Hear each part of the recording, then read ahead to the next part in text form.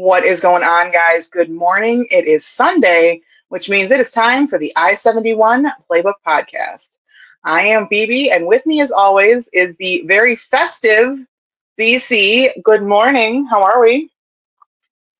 Oh, that's a loaded question this morning, BB. Right? I think. Okay, so we're going. Majority of this is going to be draft talk, obviously, but Yes. I think we might be on the precipice.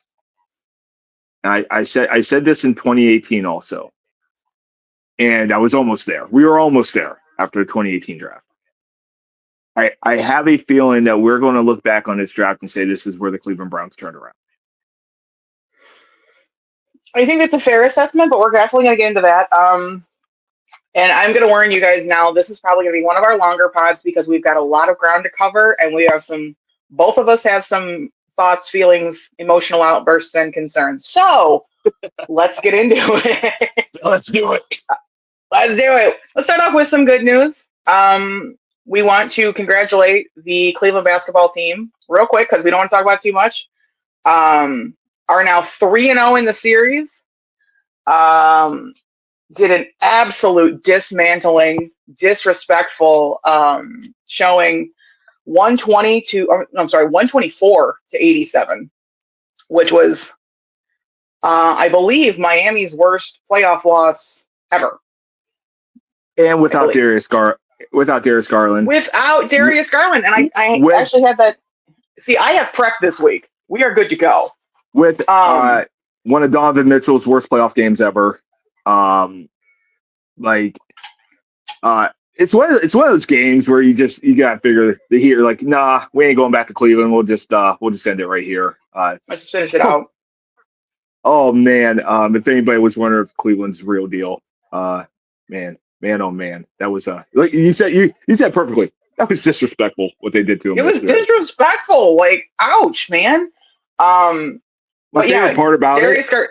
What? I'm sorry. My favorite part about it is Darius Garland talking crap to Tyler Hero, then not playing and still backing it up somehow. I mean, the man's a wizard.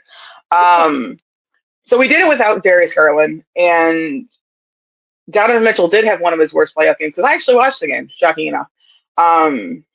So I figured you would be proud of me. Like and subscribe. So with Donovan Mitchell having one of his worst playoff games to date, and they still just went out there and absolutely dominated. And it's truly, with this squad, it's a next man up. There's no, if someone goes down injured, what are we going to do? And we have to panic. No, it's next man off the bench. And we can still make it happen. Side note, before we move off of the Cleveland basketball team, and I joked with you about this when we were talking about the game this weekend, the way that my jaw stayed firmly in place to see that Kevin Love was out of Game 3 injured. Breaking news. Shocking. Really shocking. Real quickly, one of the strategic questions that a lot of people have for Kenny Atkinson, he ran, he was running 10-guy rotations. In the playoffs, right. You run 7-8. Right. Most series. But this is why you do what he did in the regular season. Darius is down. You said next man up. Darius is out, okay? You bring in Max Strus. You bring in Ty Jerome. You bring in Sam Merrill. Like, you have dudes. You have dudes that can play. They are so deep and so loaded. Good luck, Eastern Conference. Good luck. Have fun. Because we're having a blast. We're having a lovely time. Enjoying it. Also, let's keep with the same arena. After a very interesting game yesterday, the Monsters, who share the Rocket Arena with the Cleveland basketball team, swept Toronto in the first round of the North Division playoffs, and are headed on to take on the Laval Rocket. So first series was a best of 3, so we went 2-0. So we take it. All right. Yesterday, 2 overtimes. So my phone yesterday, just to kind of real quick, was going insane with alerts between the draft, between the Guardians game, both of them, the Tigers game, both of them, the Monsters, and I have Cavs alerts as well. I did it. No. Bad BB. There goes Didn't the say sweep. it. There goes the sweep. Good job, BB. I know, I'm the worst. I'm sorry, Cleveland. It's my fault. We had a good thing going. We did. We had a good run. I am in fact I am the reason why we cannot have nice things.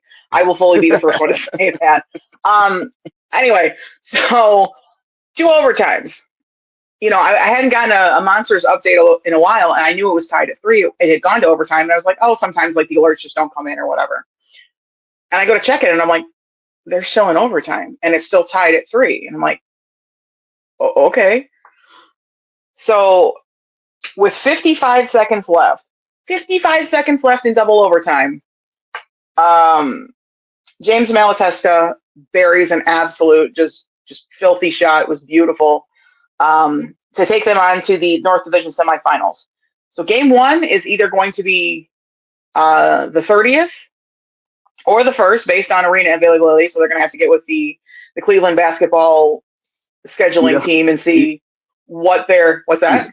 It's the minor leagues of hockey when you have to say, hey, we're in the playoffs or playing. We're getting ready to play for the headed to the semifinals. Hey, do we got a place to play? Hey, can somebody get Dan on the phone? Can we stay at home? We have 2 home games. Is there a Morgan Wallen concert going on or something? What about the Cleveland basketball team? Are they there? Hold on. Did the New Kids on the Block having a revival tour? What's happening? What's happening in the arena? You would be the one to break that news. You would know. You are in fact a blockhead. Hey! Is that what they call you guys? Oh, I have no idea. I'm actually more a boy band aficionado than I am a particular New Kids fan. Okay. Yeah, I mean, as we have talked in private, I don't know if I've ever said this on pod, but it was a dream of mine and my friends to start a boy band back in the early 2000s, get one hit, make our millions, and live happily ever after. Now, I mean, there's still time. Let's go. I'm not going to say back in the day we had the looks, we had the moves. I'm just not sure we had the voices or the songwriting capability. So now we've got auto-tune and ChatGPT. Could T-Pain that? Yeah, let's do it. Let's do it. Get after it, buddy. So congratulations to them. Moving across the little alleyway of Bolivar, let's go next door and talk about the Guardians. Had a little bit of an interesting day themselves yesterday after being rained out on Friday. And you can probably talk me off the ledge for this. I have concerns. I have a lot of concerns. I'm not going to push you, but I'm on the ledge with you. This pitching staff has got me worried. I don't know what we're doing here because, I mean, game 1, Ben Lively starts. He goes 5 innings, lets off 4 runs, was able to get 4 strikeouts, which we love. And then, in more concerning news, Emmanuel Clase comes out and blows yet another save opportunity. Yeah. So that Cade Smith has to come in, get that final out, and gets the save. Yeah. What are we doing? And then I don't even want to talk about game 2 because you want to talk about disrespectful and disgusting. Yikes. So, okay. Once again, it's barely, but it's still April, so I'm not sounding the alarms. True. But and kind of too, or I think both of our surprised when we kind of previewed the season earlier this year, earlier spring. The offense is the offense. They're hitting the ball. They're generating runs. We were worried about that more so than we were worried about the pitching. Although the pitching, we did, no Shane Bieber. Clase ended last year on a down note. I think we get a couple more weeks of this. I don't know if there's anything at this point they can do to address this. I don't know what's coming up on the farm system. It's early, so I have not been paying attention, to the Clippers or the Rubber Ducks, other than watching Travis Pisano, just absolutely rake down in AA. He's gonna be on the big team here soon. He's coming. He is. They're gonna have to find a spot for him. But yeah, I don't. They need to figure this out. But it's once again, it's still early, and a season ebbs and flows in major leagues. It's a marathon. It's a marathon. It is. So I'm not raising the alarm. Do I think as constructed they can win the Central? Absolutely. Get in the playoffs? Absolutely. But we've been there, done that numerous times in the last decade, and I think we all want to go a little further. But to beat the top teams in the American League, and a series, they got to get this figured out. They got to get this pitcher figured out. Now, Shane Bieber should be back around the All-Star break, which if he comes back Shane Bieber-like, you're adding. You're rolling the dice with that one too. You're adding a Cy Young award-winning pitcher, but once again, we don't know what kind of shape he's going to come in. Right, we don't. Like I said, not sounding alarm yet, but a little concerned. But absolutely. All right. That was all the pleasantries. Okay. Hold on. This is where I talk you off the ledge. At this point, hold on. I'm going to give a little disclaimer now to our dozens of fans that are watching us on YouTube. We love you. Thank you, guys. We love you. Thank you. And we do thank you. We appreciate it. This is why we do it. Get a snack. Get a drink, maybe a quick pee break. Hit pause, come back. We'll wait. You might want some caffeine this morning because little caffeine. So let's get into it. Let's do this, shall we? Let. It's not even going to be conspiracy corner at this point, but let's just get into it. No, I think you and I are we're about to go head to head on this. So, BB. Little something happened the last couple of days in the sports world, particularly in America. Really? Yeah, just a little something happened. Let's talk draft. We gotta. So, I want to jump back in the YouTube time machine to last week's pod, and we said predictions aside, we said what we wanted, and correct me if I'm wrong. We wanted the Browns to draft high-character football players. We wanted with elite traits at their positions. That's what we wanted. Correct. Right? Okay. Good. So, I woke up this morning, and you know me, I'm not somebody who usually reacts. If you get a reaction from me right away, something's either bothering me or I'm super excited. And that's why you and I have worked so well together for so long, because I do react. Yes. It's the Sicilian, it's the Irish, and it's just real quick to go. So BB. Sir. I want to walk you through this possibility. Okay. We're on the horn each other, talking draft day, Thursday before the draft starts. You're serving pancakes. I was technically my person was serving pancakes, but my friends are here. My friends are here having a good time watching Kevin Costner, turn around the Browns. Okay. Great night. I love draft day. Beautiful. And we're walking in with the number 2 pick. Okay. So if I told you at that point, now I need honest BB here. Okay. And I always get honest BB, sometimes too honest BB. If I told you the Browns came away with Mason Graham, the best defensive lineman in the draft, Shedeur Sanders, some had the number 1 ranked quarterback in the draft, Quinshon Judkins, Dylan Sampson to build a new backfield, Canton McKinley's own, the most productive tight end in the country, Harold Fannin Jr. from Bowling Green, super athletic middle linebacker, Carson Schweitzinger, And on top of it, Dylan Gabriel could be a project backup, lifelong, backup quarterback. And the cherry on top, another first-round pick next year. If I told you that, not knowing how the weekend went, if I said, "Hey, would you sign up for this?" Tell me you would sign up for that. Mostly. I don't hate it. And here's the deal. I don't hate the draft picks. And we'll get into it because I know you've got some questions for me. Overall, I don't hate it. But would I have believed that? I would have co-signed with probably about 90%. Okay. I'm going to tell you right now, if this was one of my mock drafts on the mock draft simulators I do, like I'm hitting the save button and I'm posting this on Blue Sky. I'm like, look at this draft. Do you sign up for it? I only do that for my top drafts.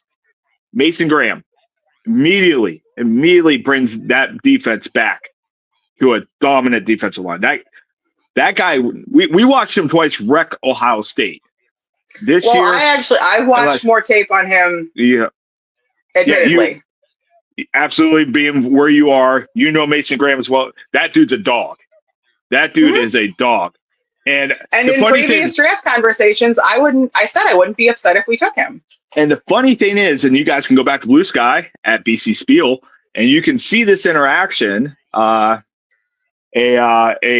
Blue Sky member posted, formerly known as Whoopty Hell. Great follow, by the way. He actually watches the pod. Hi, Whoopty Hell. Welcome. He is one of the first guys that I saw talk about, there's talk that they might try. And this was during the afternoon. So this is 2/21, day of the draft. And that's when the first talks, and he had posted Ian Rappaport's report that, the Browns are looking to possibly move down with Jacksonville.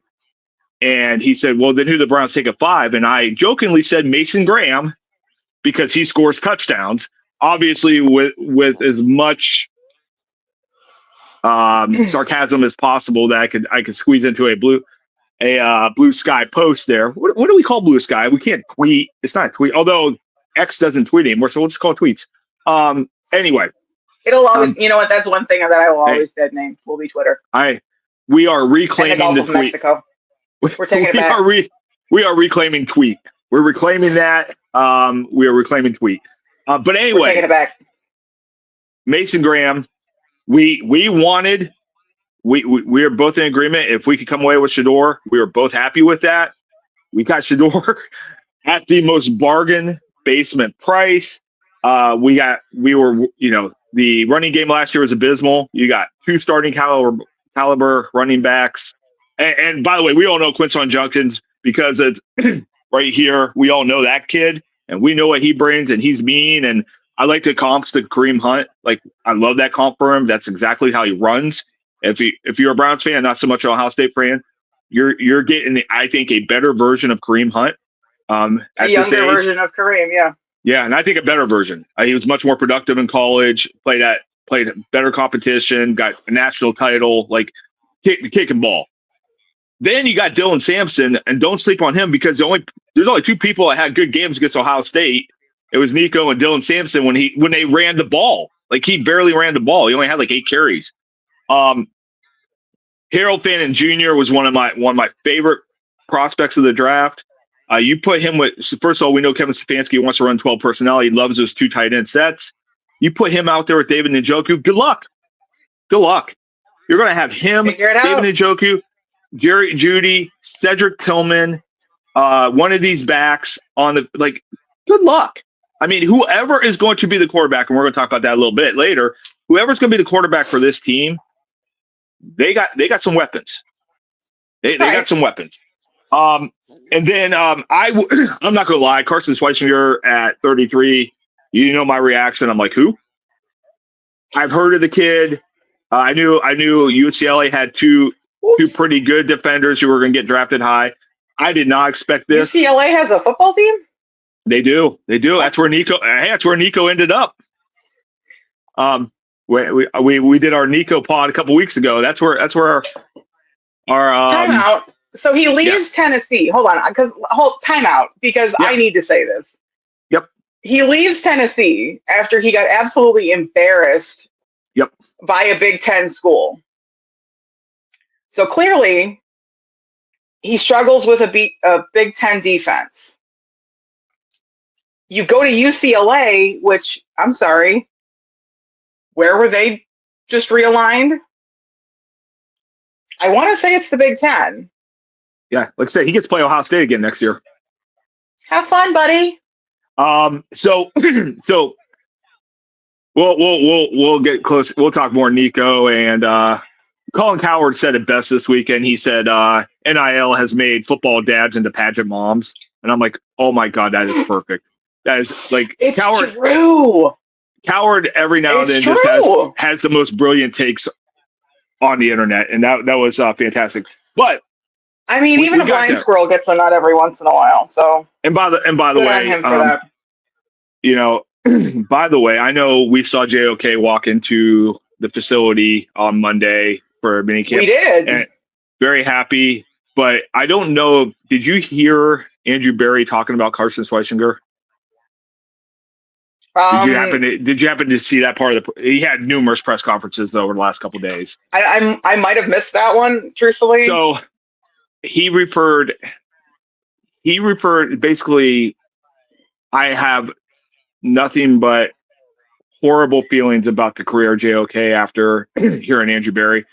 He kind of slipped, and he was talking about JOK in the past tense. He said these are the things that JOK did really well. Carson brings to the table, and JOK was great blitzing, and then he kind of like you could kind of see the light bulb going. Oh, he still is, you know. So right, you know, we want JOK.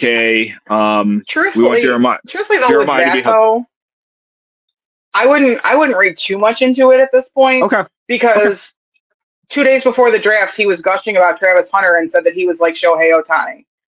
Yeah, I just think this was more. I think that was orchestrated because, by the way, we found out. Do you know what? Did you see when this draft was actually or this trade was orchestrated? No. April 7th.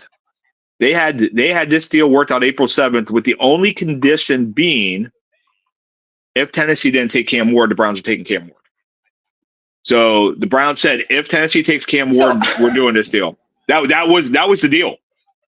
That was the conditions of the deal. April 7th. So everything he said, he knew he wasn't getting Travis Hunter. They went to Colorado knowing he wasn't getting Travis Hunter. Well, we're going to talk about when their trips out to Colorado. So, okay, do you have more probing questions and hot takes for me? Or once again, I just want to, this Hall, starting defensive lineman, two QBs, one that we have agreed might have been, the number one QB on the board for a start.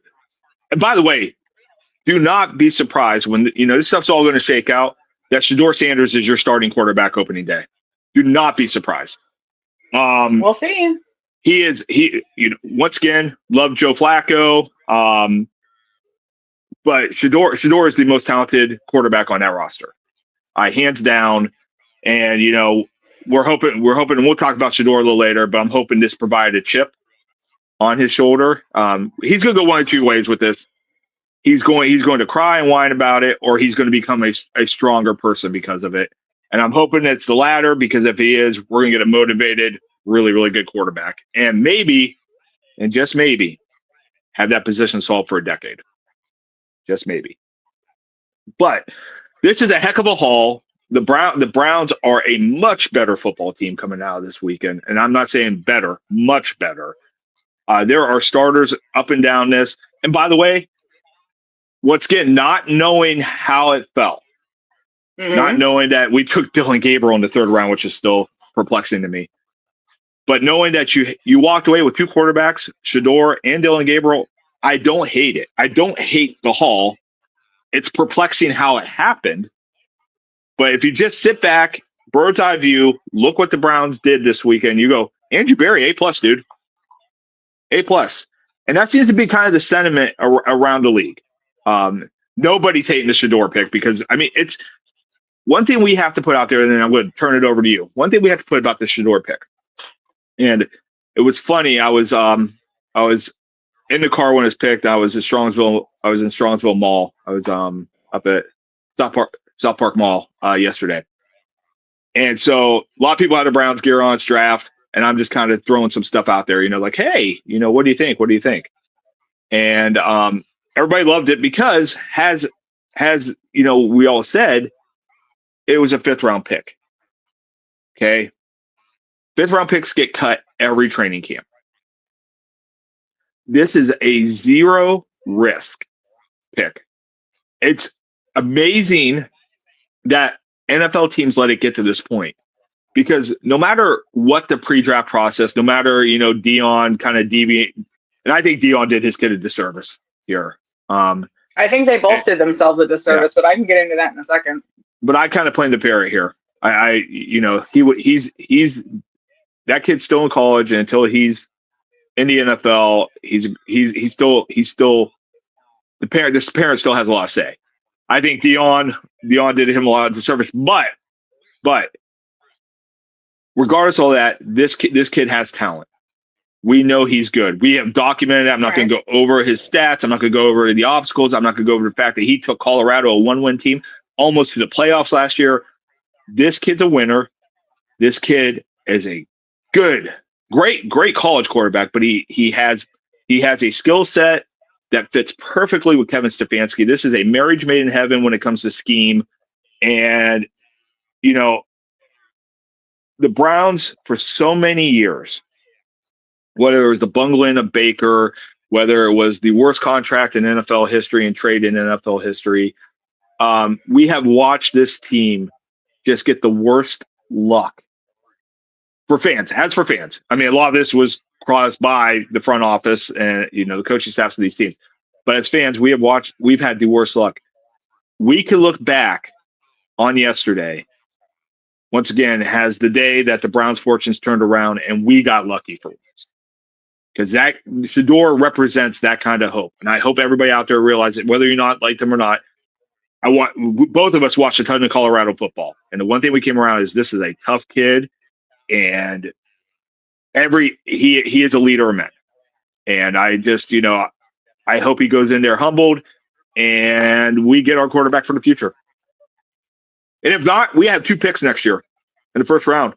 And I'm not doing the early mock draft, but there is a chance that there are 7 guys coming out next year that are higher ranked than Cam Ward this year.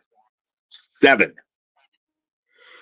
In true Cleveland fashion, wrapping it up with there's always next year. Arch Manning, Sellers from South Carolina, Klubik the names are endless. Nussmeier, there's a lot of good quarterbacks coming out next year. So worst case scenario, Shedeur doesn't work out. He's a 5th round pick. You're not out of anything. Best case, you got your franchise quarterback for on the cheap. Which, by the way, Kenny Pickett is the highest paid quarterback on this roster on his rookie contract. Think about that. He is the highest paid quarterback because he gets disgusting. First. Yeah, he's got first round quarterback money. He's still on his rookie contract. Joe Flacco did not get that. And of course, Dylan Gabriel in the 3rd round and Shedeur in the 5th round. They are making pennies on the dollar for the position. They have if this works out, they have completely offset that Deshaun Watson contract. By sheer luck, they could possibly get out of this with a franchise quarterback and not having to pay a quarterback for another 5 years. Crazy. Okay, BB, your turn. Let's do it. You tag me in? All right. So overall, I don't hate the draft. Tag in. There we go. Okay. I will admit, when the news broke that that we were moving away from number 2 and trading down to 5, I don't even think Raj had the words completely out of his mouth until I was on the phone. And the tone was a little elevated. You were not happy. You were spicy BB. The words were a little animated. Be real honest. By the way, just sidebar. If this pod ever takes off, okay, and we do a Patreon or something, we're going to record our phone calls for subscribers, for Patreon Not subscribers. all of them. Because Well, I'm going to tell you right now, yeah, most of them. I'm going to tell you right now, folks, that's where the money is right there.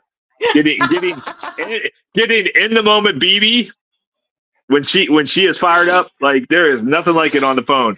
And trying to be a friend, magical. Trying to be a friend, knowing that you are and you were seriously upset on Thursday with that trade. I was mad. I'm doing everything Big not feelings. to laugh. I'm doing everything not to laugh. And you've laughed at me before, though. Like, why would that be anything? The only reason you didn't laugh at me on the phone Thursday night was because you had people around and you had to behave.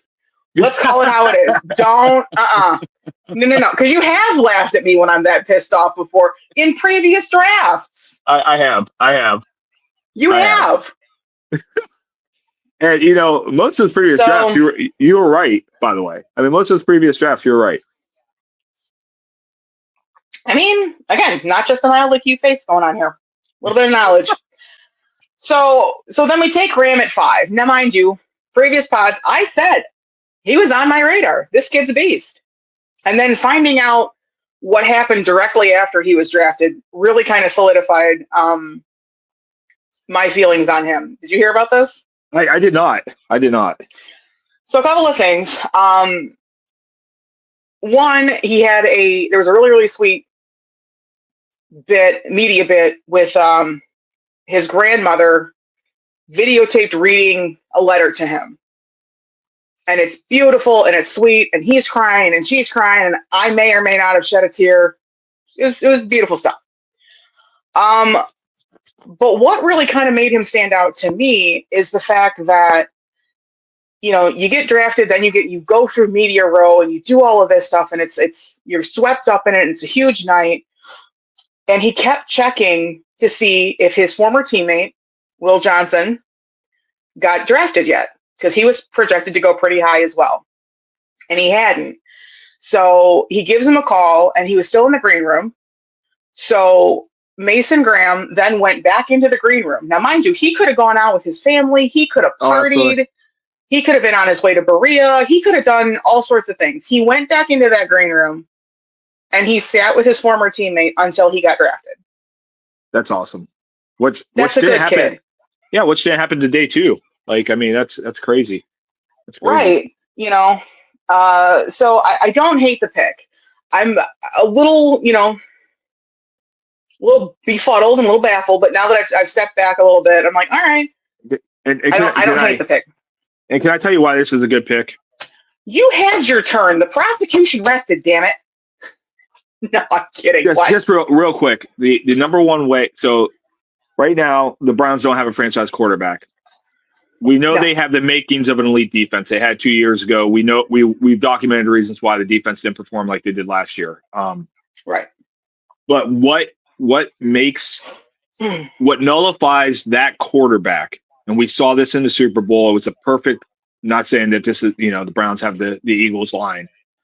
But when you can get pressure up the middle on a quarterback, you're going to win. There's no quarterback. There's no quarterback. I don't care if it's Lamar Jackson, Patrick Mahomes, Josh Allen, whoever. There's no quarterback that when that pressure is coming up the middle, okay, not just from the sides. You can avoid the pass rush from the outside. You can avoid Miles.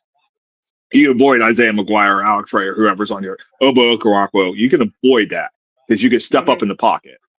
What you can't do is avoid when that pocket's going back at your face. Right. And like when it's right in your business. And we go back when the Giants beat New England in both Super Bowls. Why? Because they got pass rush up the middle on Tom Brady.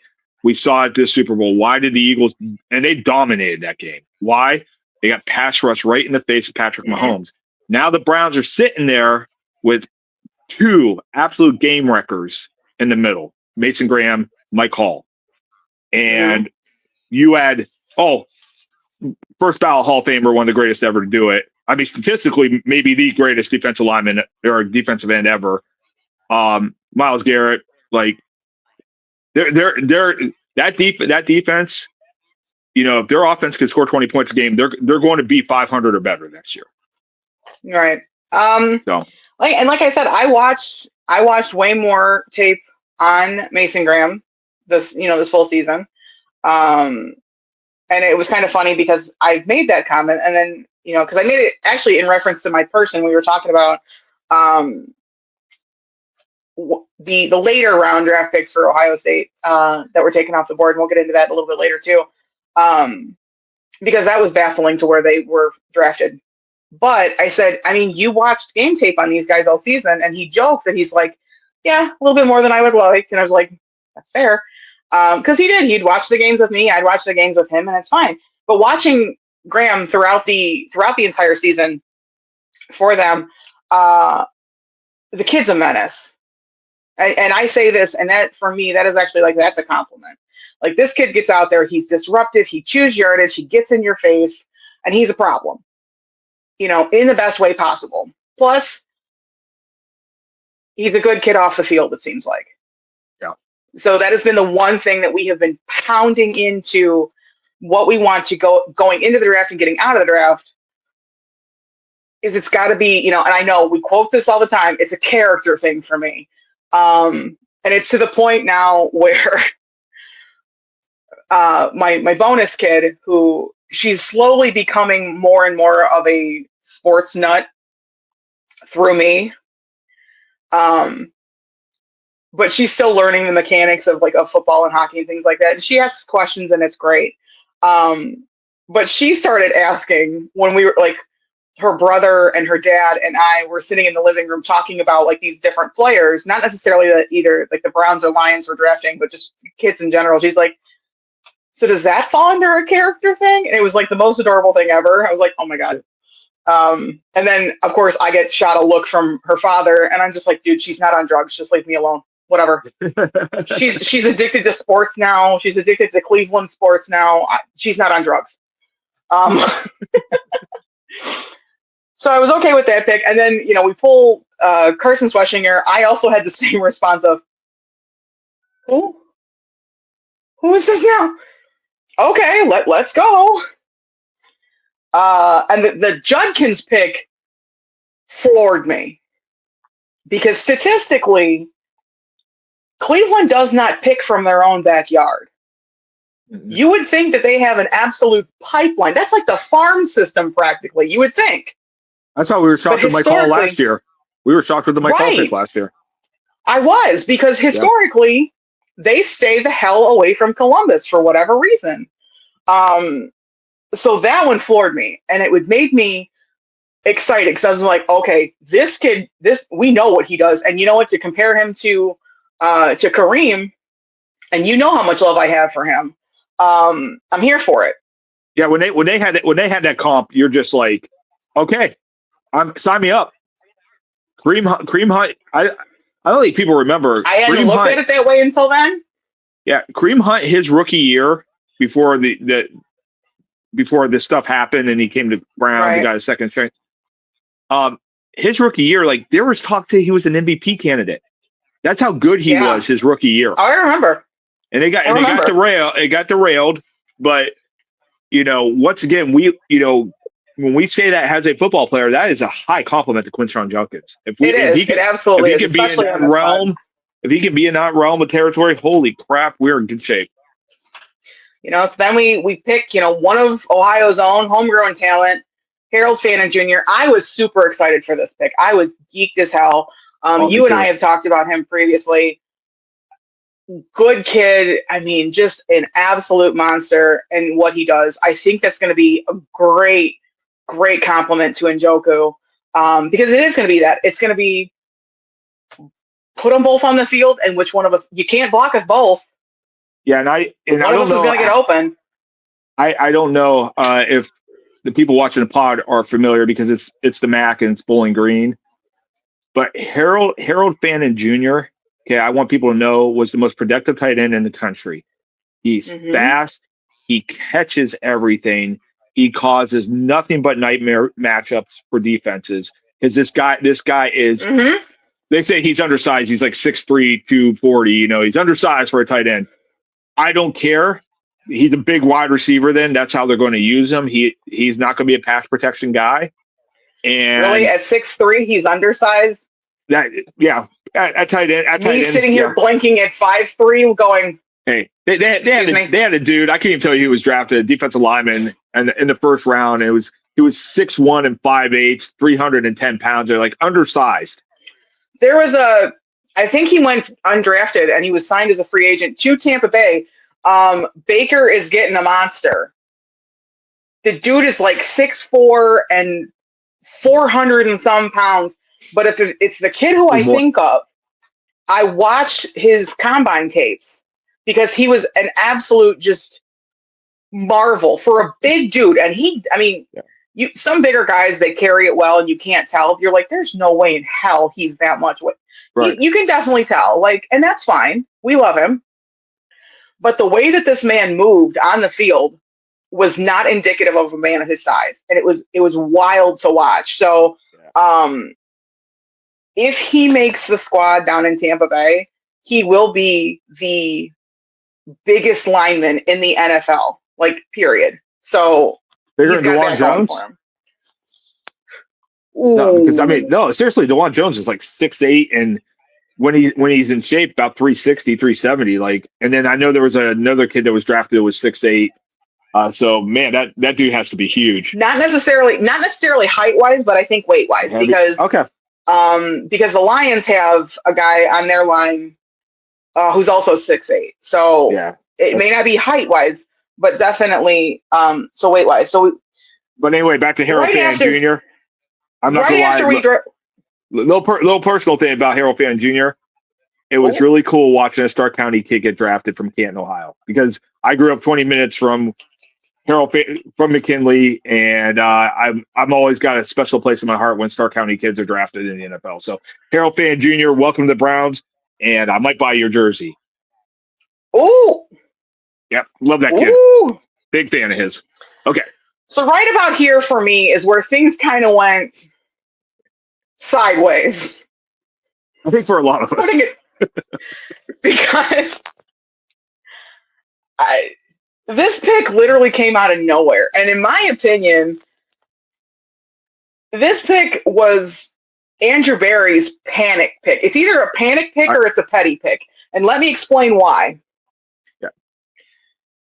He's like, we got to get a QB. We got to get a QB. We got to get a QB. What do I do? Or I know Pittsburgh was sniffing around him pretty hard. They fell in love with this kid too. And I don't know if it was an act of pettiness to play screw your neighbor to Pittsburgh and kind of give the FU to Mike Tomlin or what. But he was on nobody's radar in Cleveland mock drafts. As far as we knew, they weren't even looking at him. Where did this come from? I wasn't thrilled with this Friday night. Or when we drafted? Friday night? Yeah. Yeah, Friday night. Yep. It's all a blur right now.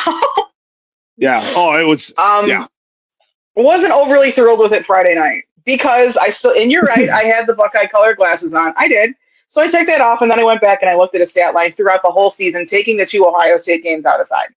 He's a Heisman finalist. The kid had a pretty solid. He was a Heisman finalist, so he did have a really solid season. Yeah, right. He was the only quarterback. He was the only quarterback there. The kid could play. Yeah, absolutely. He can. So taking the Buckeye color glasses off and looking at him again, and I'm like, all right, I don't hate it. I sure as hell don't understand it. But let's go. Okay, here we go. And then another one that just kind of made me kind of scratch my head and go, oh, okay, that's a choice, is the Dylan Sampson pick. Again, I don't overly hate it because, again, taking the Ohio State game aside, he was an absolute, we were worried about him going into that game. He was the number one worry we had. All season long, that kid, again, was a problem, was a menace, was a nightmare. Scored 20 touchdowns in the SEC last year. Right. Yeah. So, again, I don't hate it. I don't overly understand it. And then, we get the 5th round pick, which was heard around the world, literally. Which, again, I don't hate. I have questions and I have concerns. Okay, and let me explain why. Can we just hold Shedeur for 1 second, because there's two comments. First on Dylan Sampson, like, I have no problem with getting two backs. Their running back room. You know what my problem is, and why my heart hurts today, is when they drafted Dylan Sampson, the chances of Nick Chubb coming back are basically zero. Because Jerome Ford's going to be on the roster. It's going to be Dylan Sampson, Jerome Ford, and Quinshon Judkins. Quinshon Judkins is probably going to be your starter. Jerome Ford and Dylan Sampson will come in and rolls. And I did some research this morning into our running back room, and there is some wiggle room. So it's not. I don't think all hope is lost yet, but I definitely have some concerns on that front too. They're not going to carry 4 running backs on the opening day roster. Currently, they've got 5. Currently, they've got 5 in their QB right now, and Nick Chubb is an unsigned free agent, or he's an unrestricted free agent. So, but the 2 that they have are questionable, and one I can actually see them moving. Well, Pierre Strong and John Kelly aren't guaranteed roster spots, but once again, you're only carrying 3 running backs, and I just don't see, as much as it breaks my heart, I don't see a place for Nick Chubb on this roster, and it's killing me, because we all know my biggest all-time football man crush is Nicholas Jamal Chubb, and so anyway. So I gotta ask. Hold on, before we jump back into this. Does this mean that you've reached the acceptance stage of grief? Like, you're there? Because you were working through them when we were talking about it. You were. You hadn't. I was on anger. You hadn't hit anger yet. You were still sad. Have you reached acceptance yet? Because I'm on bargaining. I think I'm at acceptance. I think I see the writing on the wall. I want nothing for the best for Nick Chubb. He is one of the finest men ever to go through the NFL, and I hate the fact that that injury in Pittsburgh will end up being the death knell of his career. But I understand where this is going. Dylan Gabriel. So what we did find out, and I agree with you, I actually think Dylan Gabriel was a panic pick. Mm-hmm. Right before he was picked, Seattle surprises everybody, takes Jalen Milroe. Right. I think that was the pick. I also do believe the Browns had, from what we understand after the pick, and once again, this stuff starts trickling out, and you don't know if it is to protect their decisions or whatever, but it seems like a lot of teams, and you're talking about Pittsburgh also, a lot of teams had Dylan Gabriel a lot higher on their boards than anybody expected. And so, if that's the case, that's the way their board fell. I don't have a problem with the pick. I mean, do I think he would have been around in the 4th or 5th round? Yes. Do I think they could have got another starter, especially a wide receiver? Yes. I didn't hate the pick in real time. I just didn't, because once again, we saw a lot of Oregon football because they're in the Big Ten, and we know this kick and ball. He single-handedly kept them in the second half of that game. To the fact, against Ohio State in the 4th quarter, we're like, if they get 2 more scores, this is a ball game. Right. But he's really good. Like, he's really good. Now, does he have limitations? There's a reason he fell where he did. Yeah. I mean, he's 5'11". He's not 5'11". But once again, the traits the Browns are looking for in quarterbacks. Well, are they smart? Are they accurate? And can they throw with timing? And he does all 3 of those exceptionally well. So he hits all those traits of a Kevin Stefanski offense. Which is funny because Joe Flacco really doesn't, but Joe Flacco does something. He has a special trait. He can push the ball downfield with the best of them. Right. Yeah, he can. Now, that 5th round pick, BB, take it away. Let's talk Shedeur. I want the fall of Shedeur. I think it should be studied, truthfully. I mean,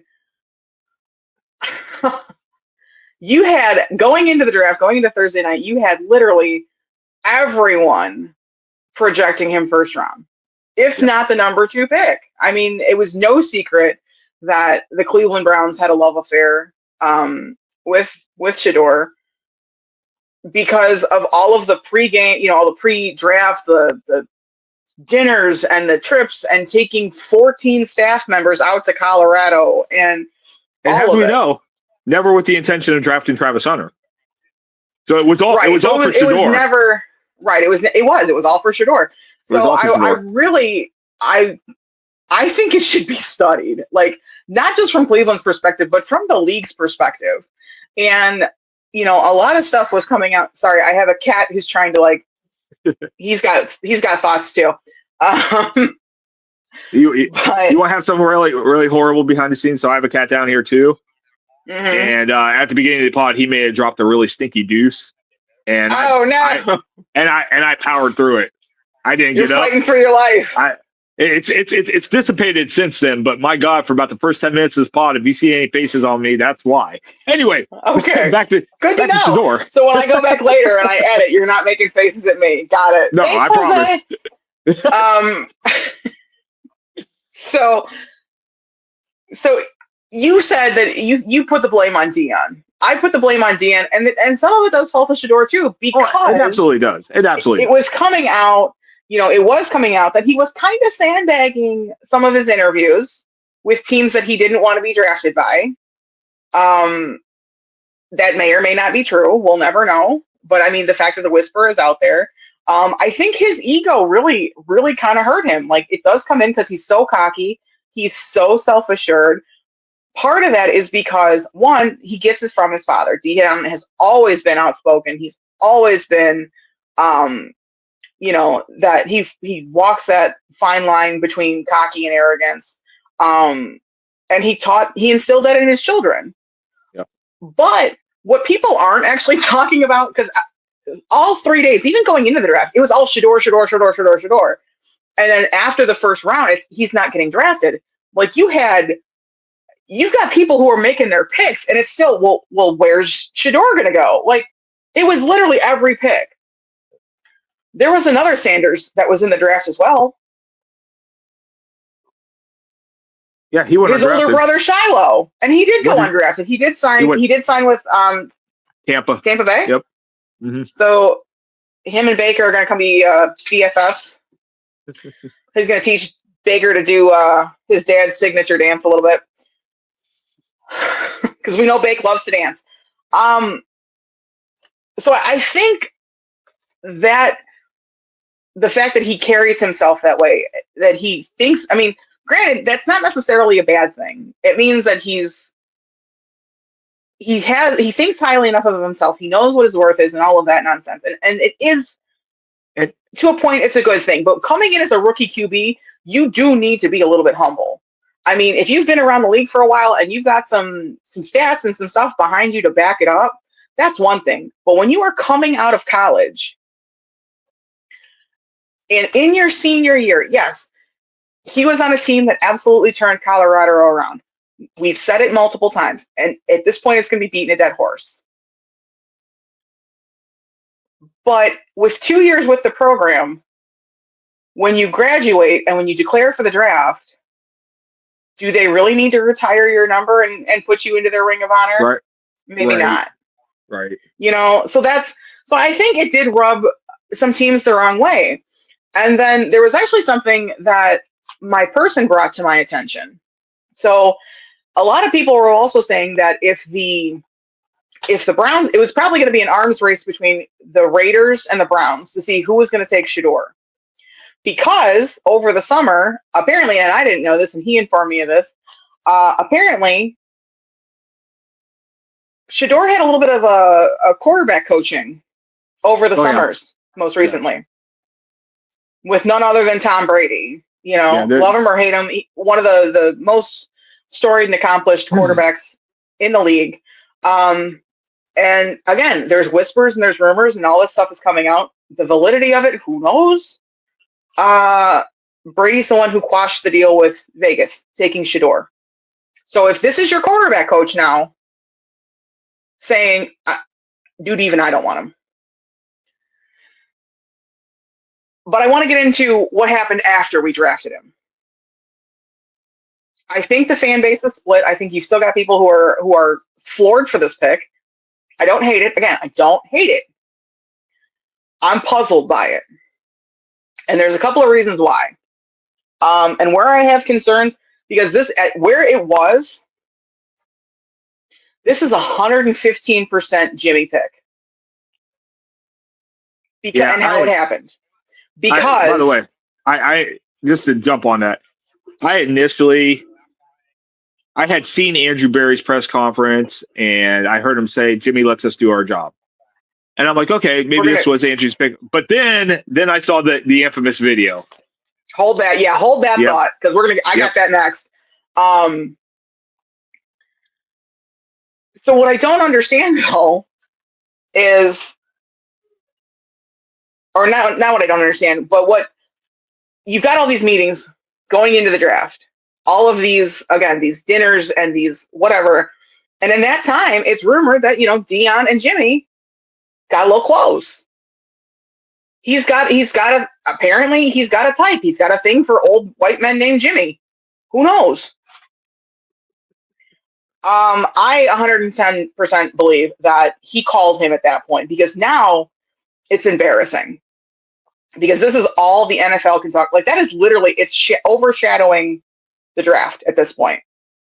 Because, and we talked about it here, when Miles pulled his stunt because he wasn't happy and his bank account was low, the week before the Super Bowl, comes out and says, I want out. Who wants me? And that was the talk of Media Row leading into the Super Bowl on a guy who has not even come close to sniffing a Super Bowl in his time in the league.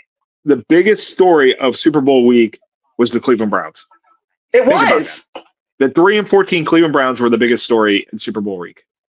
Right. So now the biggest talk of the draft is Shedeur Sanders, and why is he not getting drafted?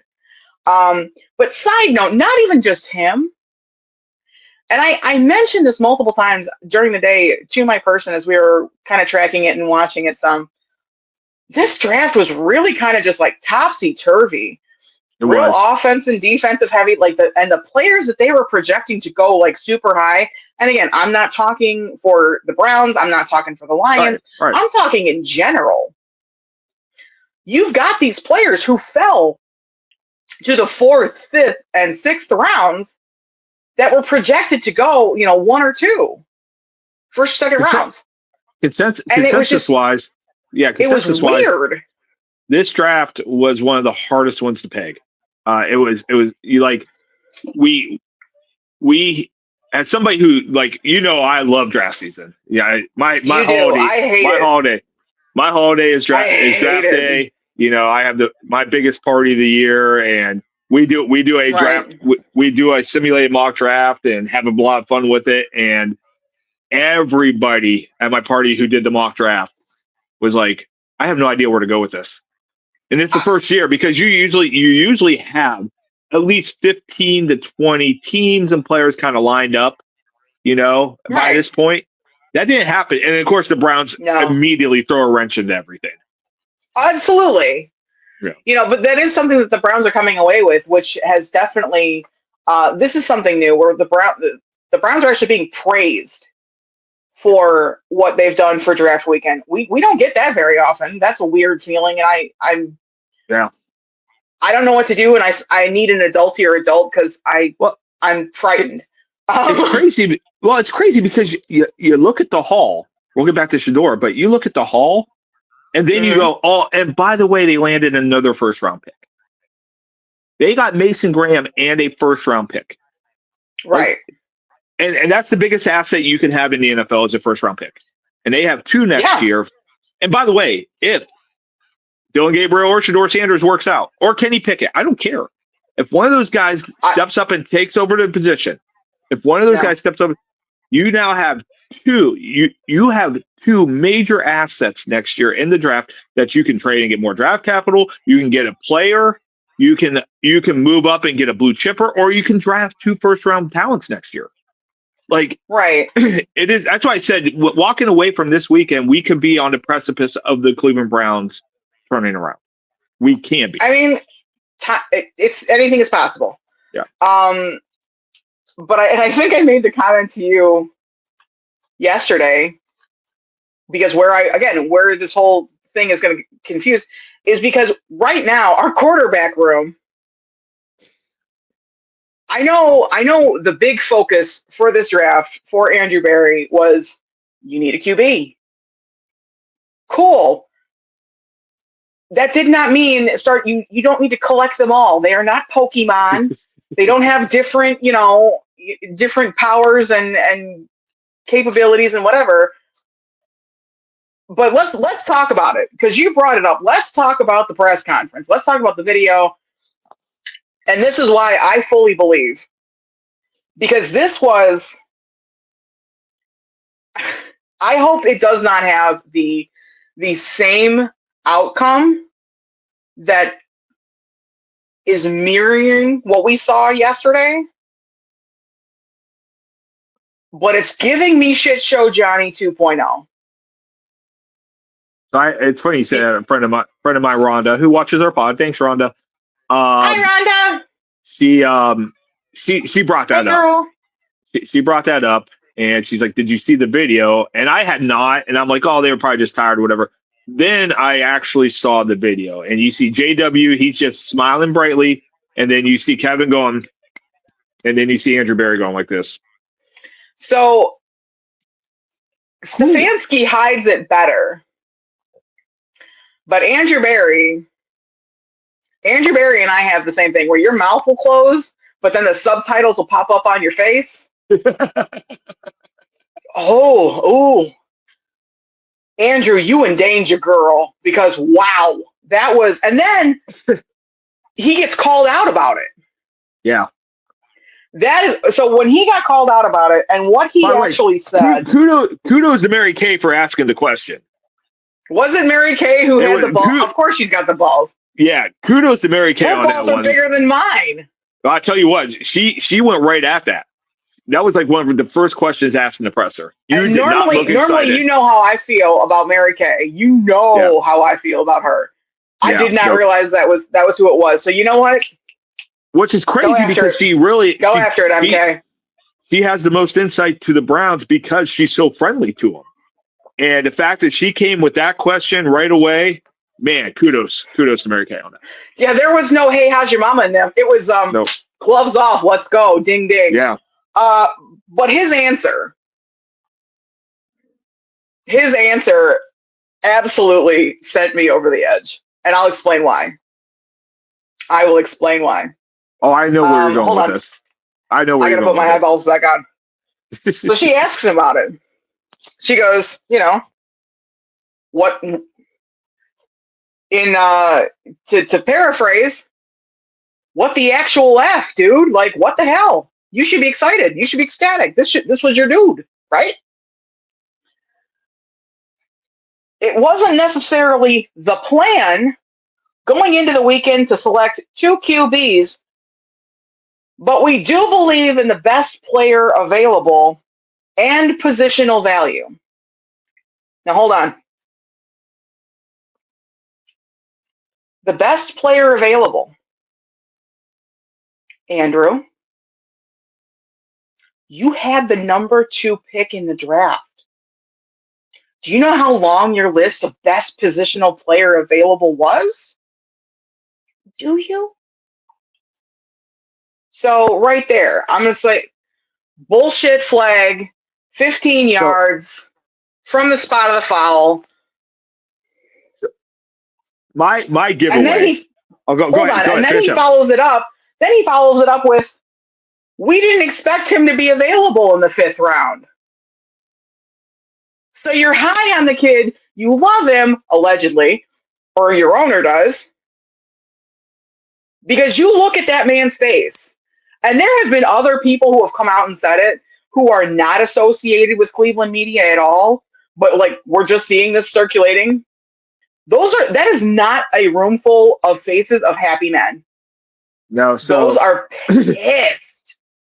So if you watch him throughout and you could just watch, guys, go on clevelandbrowns.com and they have all the videos. Look it up here on YouTube. You can go to Cleveland Browns channel where he's speaking on every draft pick. Right. And on every draft pick, he is gushing. Yes. This is a good man. We are excited to bring him. He meets our culture. He has a high motor. He just talks about their skill, talks about their character.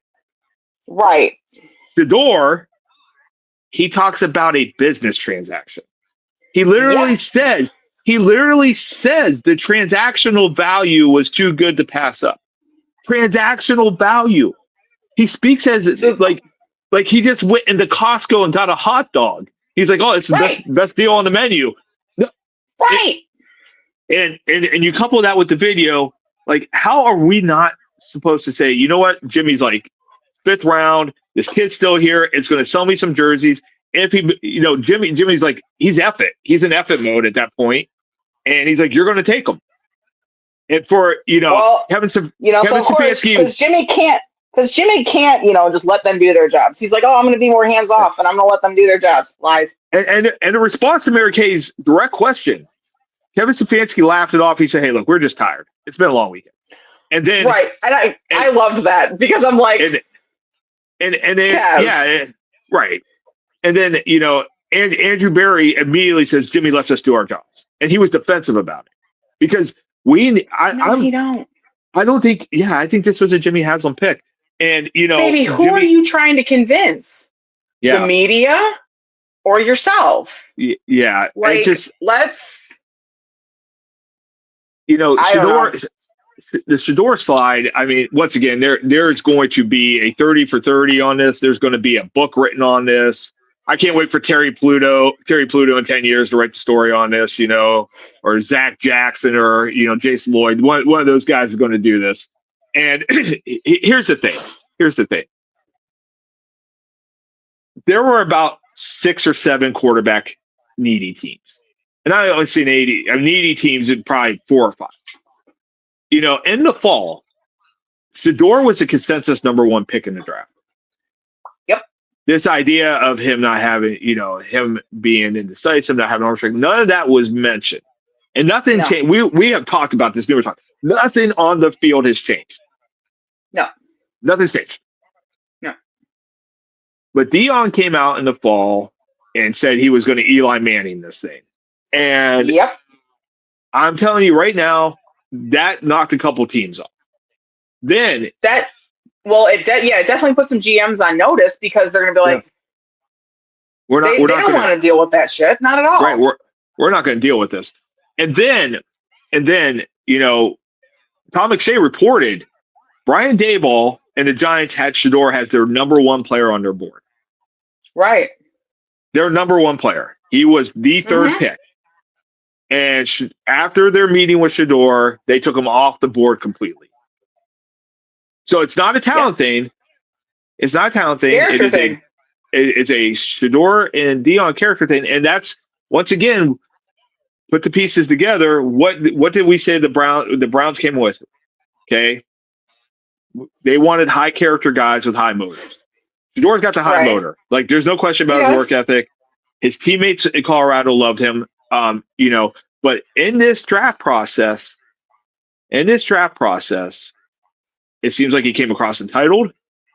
Right. It seems like he came across not cocky, but he crossed that line to arrogant. Oh, he did. Really turned off NFL teams. My buddy Daniel, shout out to Daniel. He watches the pod every week. Love you, bud. Hey, Daniel. Hey. He texted me about after the Dylan Gabriel pick. He said, just with a question mark, Shedeur Kaepernick? And I was like, oh. And I'm like, dude. And he was so right. It was like he got blacklisted. It was like he got blacklisted. Now with Kaepernick, I think the fact that he fell to the 5th round, yes. Yeah. It was the league collectively. Yeah. And I don't think I heard the term collusion. No, they definitely colluded around Colin Kaepernick. Like, let's not get that, let's not get that twisted. Like, the owner said, we're not going to play this. This guy's never playing again. But I don't think the league collectively went there. I think there was only a few teams that needed a quarterback and teams that were just looking for in the backup market were like, we're not dealing with this because they had heard because all those guys talked. They had heard, And, and like I said, when it comes down to Browns, they're like a bunch of gossiping. Yeah. I wouldn't be surprised if there's a group chat. Yeah. May or may not be on Signal. Who knows? Yeah. Hopefully it's more secure than a certain Secretary of Defense's Signal. Anyway, moving on. Quickly. I don't think there was planned collusion in this whole thing, but I think that Shedeur and Deion absolutely botched this whole thing. And here's the thing. We're going to see more of this happen. We saw it with Nico. Absolutely, we are. We're going to see it because of NIL. NIL has changed the game. Shedeur, I want everybody to know that Shedeur Sanders made more money last year at Colorado than he's going to make in his first 3 years in an NFL quarterback. And how many times have at least I said, you're going to see more of these kids using up every ounce of eligibility that they've got because they're making more money in college than they're going to make on a rook deal. Yeah, oh, absolutely. I mean, they're talking about like the tank for Arch Manning. Arch Manning's making $20+ million this year at Texas. Right. He's not going anywhere anytime soon. Yeah, he's not going to get that on a rookie contract. Like, no. I mean, it's insane. It's insane the money these kids are getting in college. So they're going to come out as professionals. That's what college football is now. It is a professional sport because they are getting paid. It's no longer an amateur sport. So when they come out like this, they've had agents, they've been coached. Oh yeah. They're not here to kiss the ass of any NFL GM. They're just not. And like I said, I think we're going to see a lot more Shedeurs than we are going to see less Shedeurs coming. I think you're right because your buddy said it right. I mean, because now we've got football dads instead of pageant moms. Especially it's going to continue to be a problem. Especially at the quarterback position. Absolutely the quarterback problem. I mean, like the Nico stuff and now the Shedeur stuff, that is not going to. That's not going to be like this is going to happen more. Right. It's going to happen more. What I will say though, like we've been bragging on him, and he did say, like, because they asked him about, somebody asked Shedeur about how he feels about his draft experience. And he said something along the lines of, none of that matters now. My focus is on my future organization. Beautiful. Yep. 10 out of 10, your media coach deserves a raise. Because again, him saying that put him back into the category that we've talked about, or at least I've talked about multiple times, is the kid knows what to say. He's come out and said, I want to be the guy in Cleveland. I want all the smoke. Put it on me. I can take it.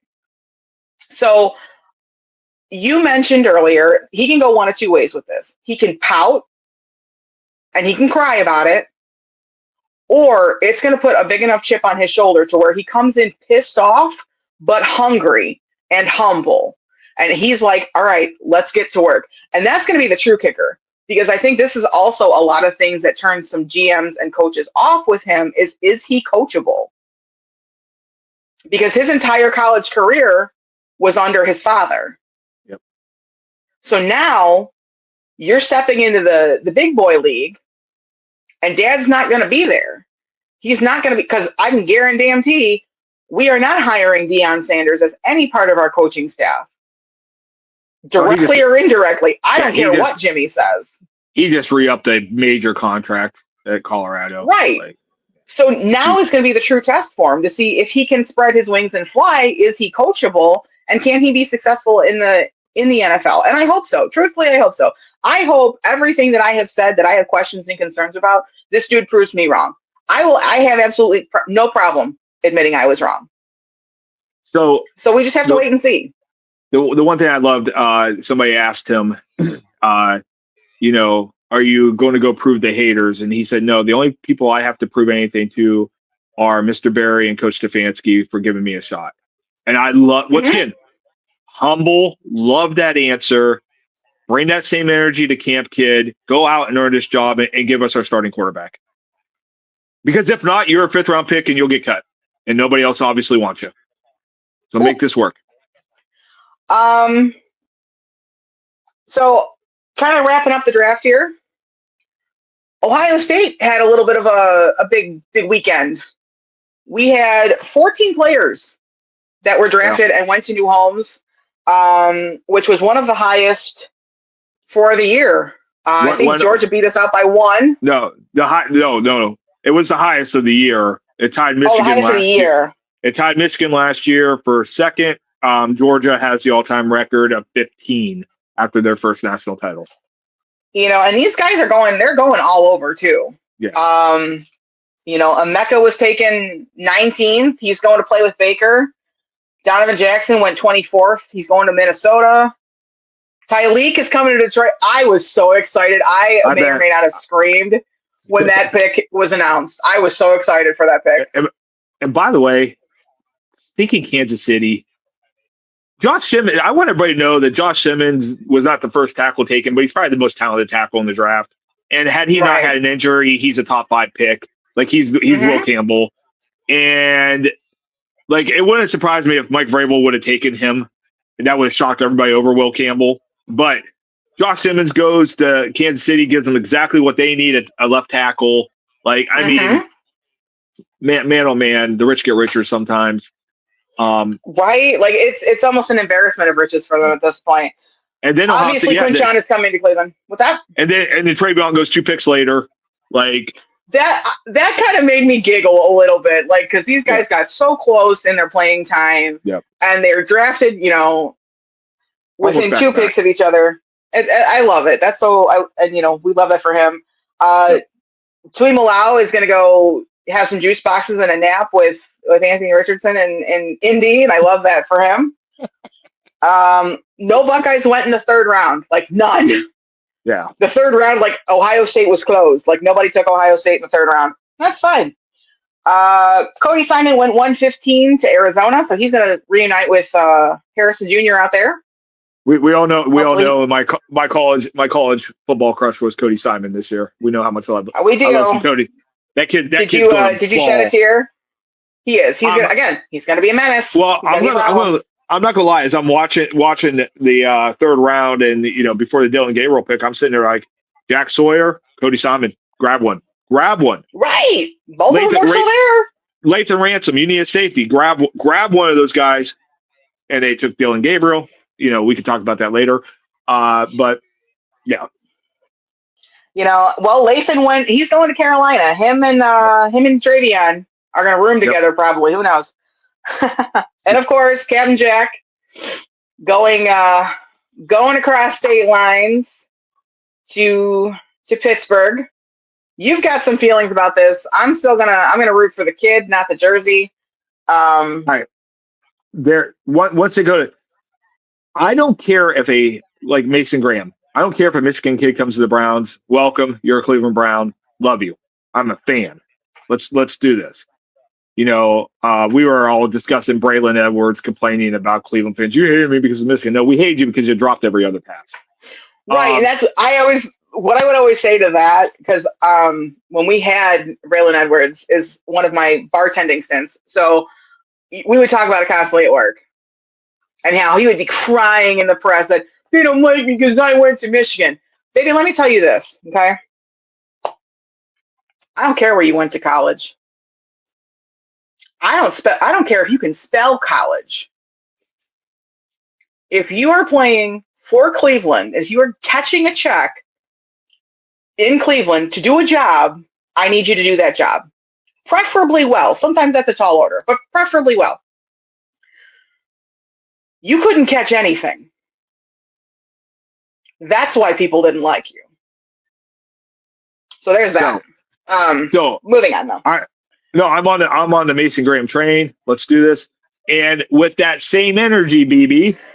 No, Cat, leave me alone. Jack Sawyer. Jack Sawyer, I hope you be nice. I hope you and the Steelers suck and bottom dwell for the rest of your career.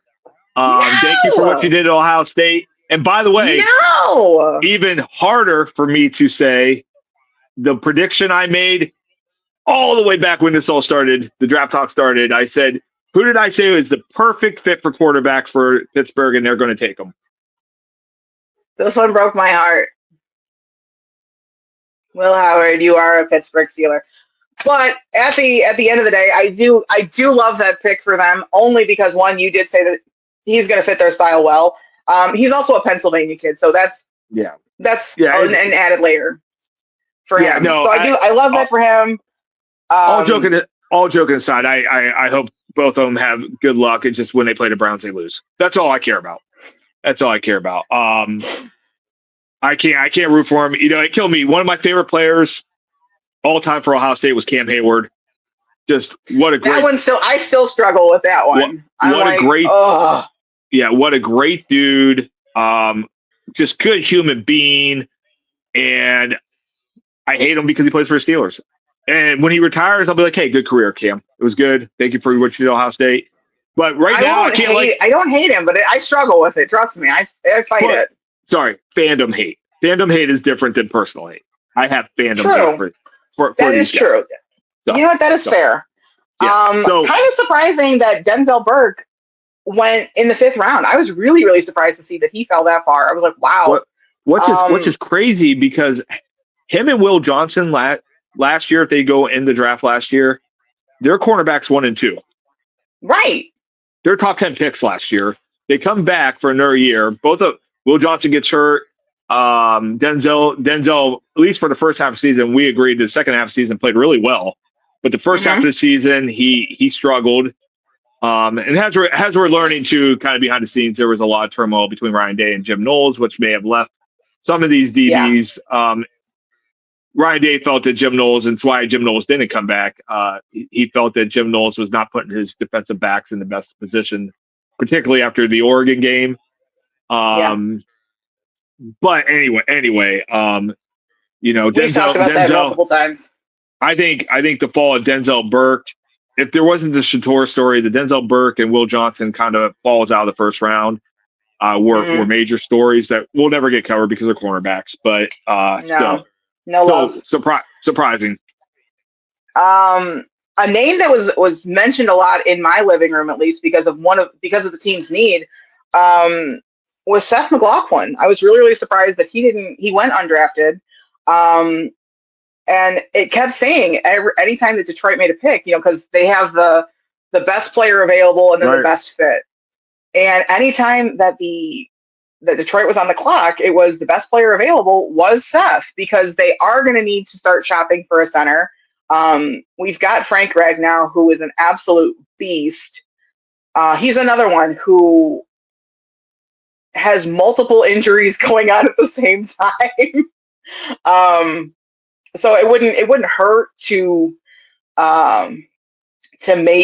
draft and to look to the future for that. But I was really surprised that they didn't take him.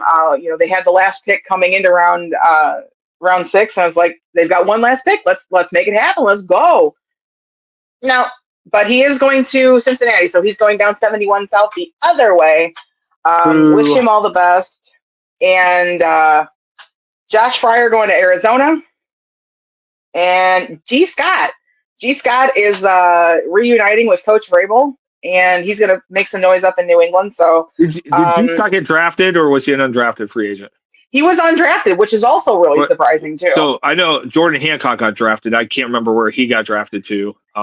He is going to Buffalo. He was drafted 170th overall. He's going to Buffalo. Ty Hamilton is going to the Rams, drafted. And again, Denzel went to the Cards. Again, and I said it, and it's just not for the Buckeye players. It's just for the players in general. Very, very kind of topsy-turvy. A lot of edges taken off the board. A lot of guards and tackles, offensive linemen, defensive backs, offensive, and positional players on the other side of the ball as well. Real kind of topsy-turvy, and just nobody really knows what's going to happen on draft day or draft weekend. It's nuts. Just a note on Ohio State. That is 17 players gone, 17 starters gone. So just Buckeye Nation.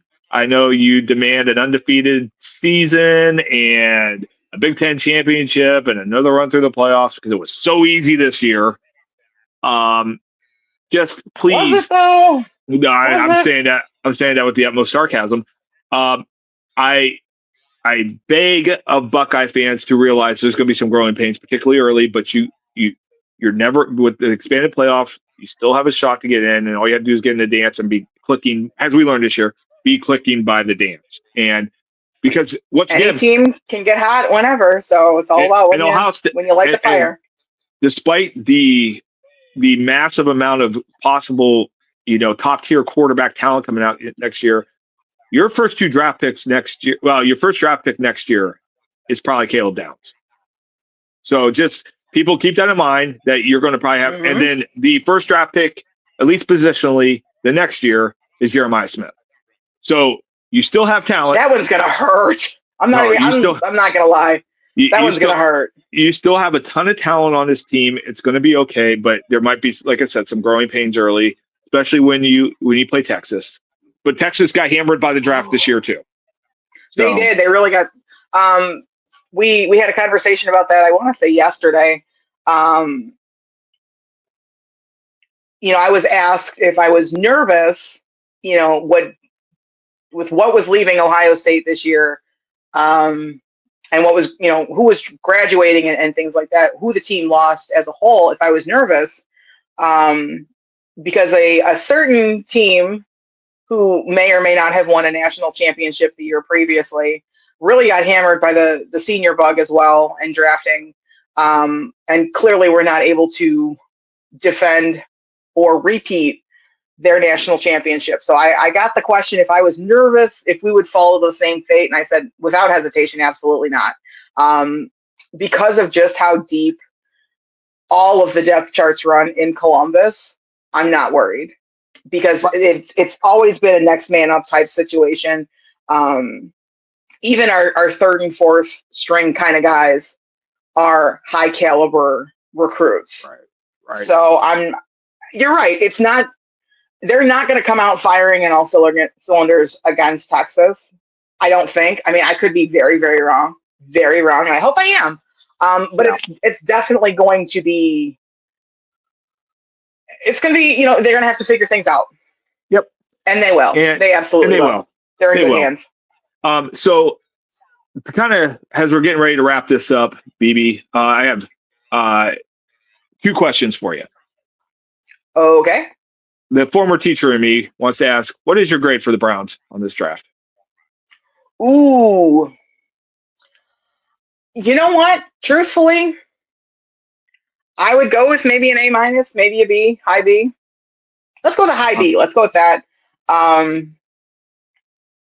Again, they got a haul. They've got some kids that could really, really help the team out if they succeed, but we're going to try and set them up for the success that they're going to need.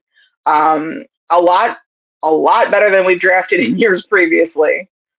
But again, as we've mentioned, there's some questions, there's some concerns that are going to have to get ironed out as training camp opens and as the season kind of plays out.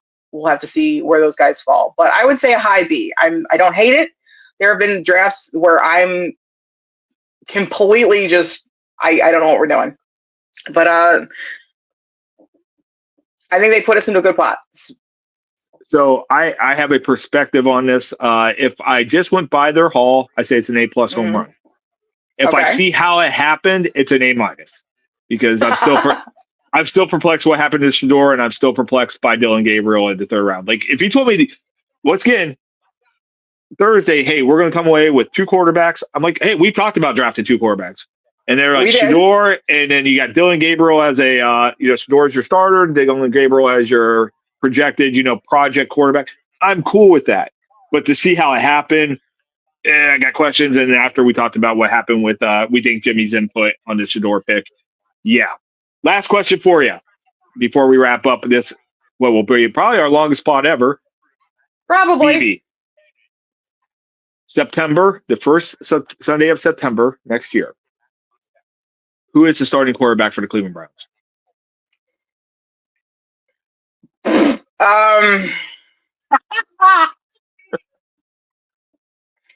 Now, do you mean this September? Yeah, this coming September. Okay, because you said next September. I'm like, well, I'm saying, yeah. We got one coming around. Yeah. No. In 2025, the start of 2025 season, who is the Browns starting quarterback? There's 5 on the roster right now. So. Well, we all know who it's not going to be. So one's off. Yeah. Sorry, I'm not trying to scare you anyway by showing my hands. I can tell you too who it's not going to be. Okay. Truthfully, I do think Flacco's going to come out as your starter day one. Do I think he's going to be the starting quarterback by the end of the season? No. But I do think that Flacco will be the starter game one, going into week one, based off of what I think his role is going to be for the organization this season. And it's a role I think that he's okay with because he's coming in to mentor and to babysit, and he knows this. I think they were very, very upfront with him. He knew that they were drafting rookies. There's no secret about it. So he's coming in to compete, but he also knows, I think he knows his place in the hierarchy. So week one, it's going to be Flacco. There's very few people in the NFL that you'd rather be teaching rookies how to be a professional than Joe Flacco. Absolutely. 100% correct. Throughout the season, what I really don't want is I don't want to happen to either Shedeur or to Dillon Gabriel what they did to Dorian Thompson-Robinson in his rookie season, which is tell him 4 hours before game time that you are getting the nod today, buddy. Have at it. So I don't think they'll be put in that position. Who is it going to be to start first between Dillon and Shedeur? I have no idea. It's going to all depend on how they come out. So I'm 100% agreement with you. Like I said, I slept on this last night. You know, I was thinking about the pod. I had some notes on my phone, and I woke up this morning with perspective. You know, I always kind of, you know me, I don't like to react. I'd like to, you know, kind of sleep on it and just kind of weigh stuff. Mm-hmm. And no way is Shedeur starting week one because and that just goes back to the reaction. It doesn't even look like Andrew Berry and Kevin Stefanski wanted the kid. No. So there's no way. It's gonna depend. And I don't care if he is the best guy in camp. I don't care if he lights it up in the preseason. He's not starting. They're not going to do it. They're going to make him earn everything. And now, once again, do I think if he comes out and he lights it up and he's you know, good citizen, perfect citizen, and doing everything he needs to be, that there's a chance he'll be starting later in the year? Yeah, I think he'll be your starting quarterback at some point. I really don't want to see. Go ahead. But I agree. Well, and the reason is they are sitting on a gold mine next year with these 2 first-round picks. They got to know if they need a quarterback. And so they're going to have to play Shedeur. Dillon Gabriel, I think they're perfectly fine just being in the background, being a backup quarterback. If you come in, you'll be serviceable. I think that's why he was drafted in the first place. But Shedeur, once again, is a kind of a broken cog here in the machine because they were not expecting to take him. This was not the plan. Mm-hmm. And Andrew Berry said this was not the plan. But, you know, Jimmy steps in. Jimmy does what Jimmy does. You know, he owns the team. He can do that. But I think the coaching staff is going to make Shedeur earn everything. And I think I truly, you know, once again, we are both fans of the kid. We think he's a great football player. I think he will be a good starting quarterback for the Browns. But long story short, Joe Flacco, he starts week one. Here's what I don't want to see happen real quick. I don't want this to be a shit show Johnny 2.0 situation. I don't want Jimmy clamor, and he's going to want it. He just got a new toy and he wants to play with it. I mean, we saw it with Shit Show Johnny, because I refuse to say the kid's real name. Billy Manziel. No. Shit Show Johnny. That's his name. It fits. It works. But not only, like, the fan base was clamoring for him, Jimmy was like, start the kid, start the kid, start the kid. If the kid's not ready, don't put him out there. Right. Right. Don't rush it because will he be a starting quarterback in the NFL? Potentially, possibly. Is he going to be a starting quarterback in the next 2.5 months? No, I don't think so. I don't think any rookie QB would ever come out and be a starting caliber quarterback week 1. I don't care what team it is. I don't care if it's Philadelphia. I don't care if it's Kansas City. I don't care if it's Buffalo. I don't care if it's Cleveland. By the way, it's going to take time. Cam Ward's going to be starting week 1 at Tennessee. Guaranteed. Love that journey for you, buddy, because that sucks. Because you do have teams, unfortunately, that have no other need, that have no other option.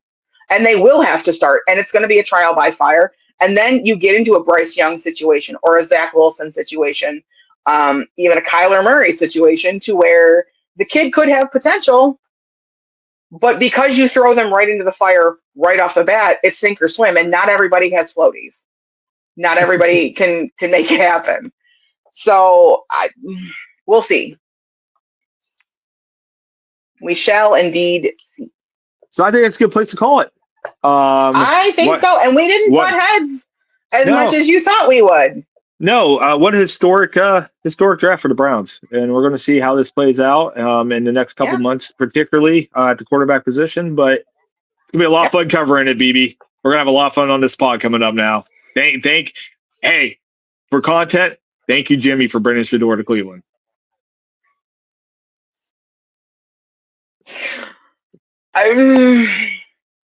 Yes, but also no. Yes, you brought us thank you. Yes, from content wise, we have a lot to talk about. I just hope it's not. I hope it's positive things that we can talk about, and with all of because again, I said this going into last week. We have had 3-4 years of media circus, and not in the best way possible. And now we've got it coming into the draft with coming away with that pick and bringing in Shedeur.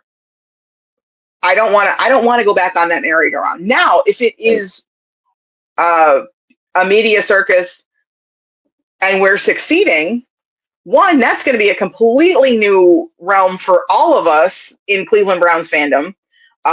So we may not know how to act, and we may not know what to do. But if it's for positive reasons, then I'm okay with it, and we're ready for a positive outcome with this team. Hey, Shedeur, take your slice of humble pie, get in that meeting room, take your notes, learn from Joe, learn from Kenny, listen to everything your coaches tell you, and go ball the F out, kid, and be our quarterback. Come in. It's up to you. Sit down, shut up, take notes. It's up to you, kid. And learn. Be a sponge, please and thank you. Absolutely. So what do we have to look forward to next week, friend of friends? Well, hopefully we'll talk about the Cleveland basketball team's 4-game sweep. Hopefully some better pitching from the Guardians. Hopefully advancement by the Monsters. And I'm sure the Browns, they always provide good content, and we're going to have a lot of Brown stuff to talk about next week. So we won't go an hour. We won't go an hour 40 minutes next week, folks. But this week was special. But to be fair, we did warn you that this was going to be a bit of a longer one because there was a lot of ground to cover. Watch it in chunks, guys. So anyway, like and subscribe. Like and subscribe, please, and thank you. We are so glad that you guys watch and let us come into your living rooms or your car or your phone, wherever you choose to watch us. We appreciate you guys bringing us into your lives. So with that all being said, from the dog pound to the shoe, all of the draft shenanigans in between, I'm BB. I'm BC. This has been the I-71 Playbook Podcast.